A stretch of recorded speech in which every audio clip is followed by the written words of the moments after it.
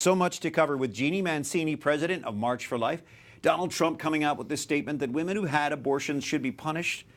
What's the reaction to that? Unbelievable. So out of touch with the pro-life movement, but out of touch with women. I mean, the last thing that a woman needs who's made that terrible, sad choice is punishment. She needs hope and healing. She needs mercy. And so we've been, putting out press releases and doing whatever we can to kind of roll this back. It's terrible.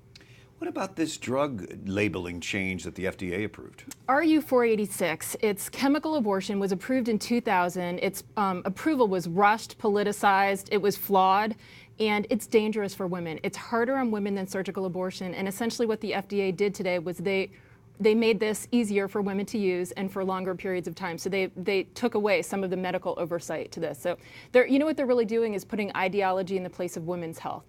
In Virginia, the governor vetoes a bill that would have taken some money away from Planned Parenthood. Is this a trend we're seeing?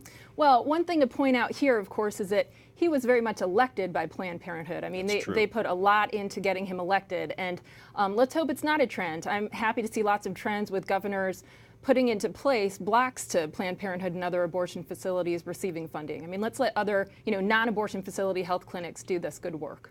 And finally, Utah's new bill. Doesn't it recognize the humanity of the baby in the womb? Sure, I love it. I mean, you can't say that this is a lifeless blob of tissue. The baby feels pain at 20 weeks, and that's what this bill is basically doing. It's saying, let's give the baby anesthesia before its demise, essentially. So much going on this life front. EWTN's foundress, Mother Angelica, spoke out clearly and often about life. Listen.